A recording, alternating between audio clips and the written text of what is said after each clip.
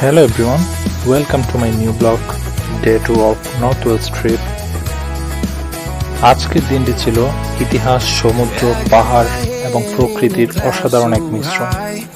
সকালে আমরা আমাদের প্যানড্রেপের এয়ারবিএনবি থেকে যাত্রা শুরু করি।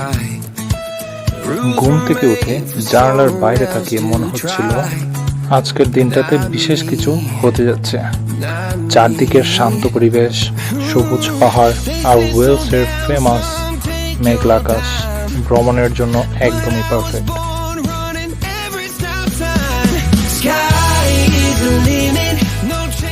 আজকে আমাদের যাত্রা ছিল লান্দুনের উদ্দেশ্যে। আমাদের ফার্স্ট স্টপ ছিল অ্যাঞ্জেল বে। আর এখানে যাওয়ার মূল কারণ ছিল একদম পরিষ্কার, আমরা সিল দেখতে চাই। যাত্রাপথের গুড়ি গুড়ি বৃষ্টি যেন পরিবেশটাকে আরো রোমান্টিক করে তুলছিল। তো চলুন যাওয়া যাক, দেখা যাক আমাদের কপালে সিল আছে কিনা।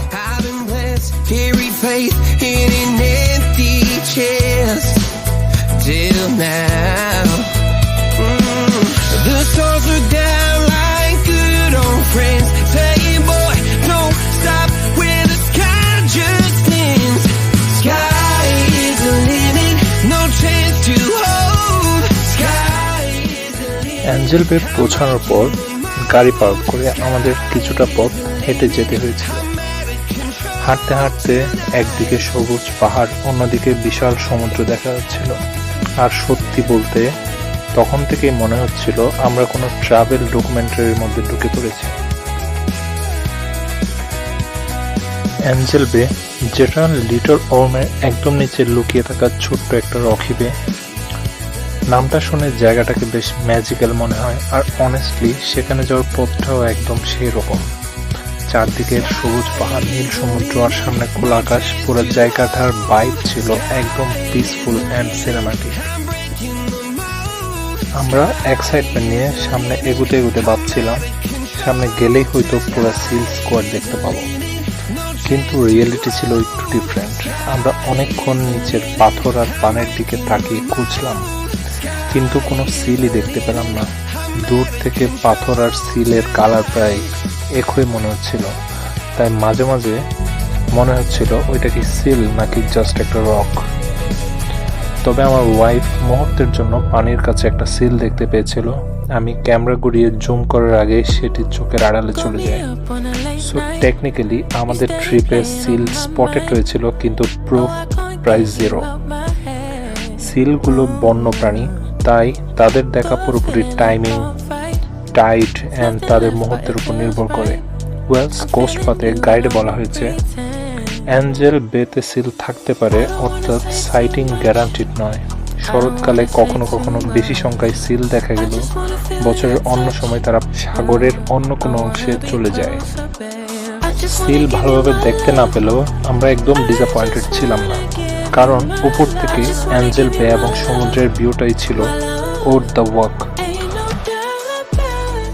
কিছুক্ষণ সেখানে দাঁড়িয়ে ফ্রেশ সি এয়ার আর পিসফুল এনভায়রনমেন্ট এনজয় করার পর আমরা আবার হাঁটা শুরু করলাম। সিল মিশন পুরোপুরি সাকসেসফুল না হলেও অ্যাঞ্জেল বে আমাদের নর্থ ওয়েলস ট্রিপের অন্যতম সুন্দর এবং মেমোরেবল স্টপ হয়ে থাকলো। এবার আমাদের destination the iconic Conway castle. ফেরার পথে রাস্তার দুপাশে সুন্দর সুন্দর ভিলা আর সাজানো বাড়িগুলো চোখে পড়ছিল। এলাকাটা আসলেই বেশ ক্লাসি এবং পিসফুল। অনেস্টলি এই জায়গার হাউস গোলস একদম নেক্সট লেভেল। যাই হোক, চলুন যাওয়া যাক Conway castle. I just wanna feel your touch. I just wanna feel your touch. I just wanna give you my love. I wanna give you my love. I just wanna give you my love, my love, my love, my love. Ain't no doubt about it, babe. You should be mine.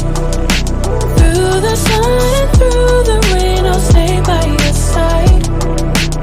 And when seasons change, my love will still remain. 'Cause I got you.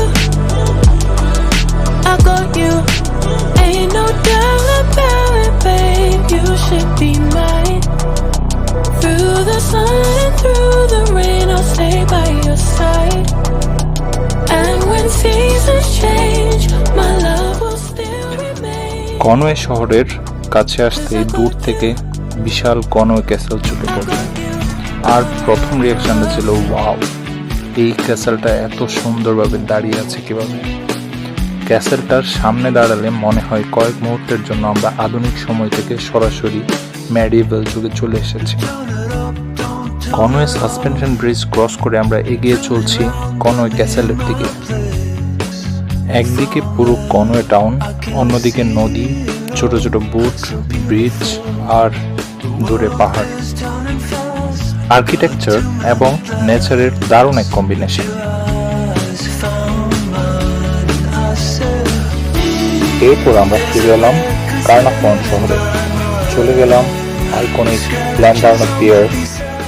পিয়ারের উপর পা রাখতেই পুরো mode change. পিয়ারের সমুদ্রটা অনেক ভিতর পর্যন্ত চলে গেছে, তাই যতই সামনে যাওয়া যায় ততই চারপাশের ভিউ আরো সুন্দর হতে থাকে। এখান থেকে পুরো লান্দানো বে, সমুদ্র, দূরের পাহাড়ের ভিউ ছিল একদমই পিসফুল। এটা এমন একটা জায়গা যেখানে ব্যস্ত পরিবেশের মধ্যেও আপনি সামহাউ রিল্যাক্সড ফিল করবেন। পাশেই ছিল ভিক্টোরিয়া ডক, শান্ত পানিতে সারি সারি বোট আর ইয়ট ভাসছিল। পানির উপর বোট আর বিল্ডিং এর রিফ্লেকশন পুরো জায়গাটাকে অ্যাস্থেটিক করে তুলছিল। আমাদের নেক্সট গ্র্যান্ড লোকেশন ছিল কার্নাফন ক্যাসেল। ক্যাসেলটা শুধু বড়ই না, এটার পুরো অ্যাপিয়ারেন্সই খুব রয়্যাল এবং পাওয়ারফুল। বিশাল বিশাল স্টোন ওয়াল, আলাদা শেপের টাওয়ার, পানির পাশের লোকেশন, সব মিলিয়ে জায়গাটা একদম মুভি সেটের মতো। দিন শেষে আমরা অনেক টায়ার্ড ছিলাম, কিন্তু আমাদের ক্যামেরা এবং মেমোরি দুইটাই ফুল ছিল। So this was it for the second day. Will see you on my next adventure. Till then সুস্থ থাকবেন, ভালো থাকবেন।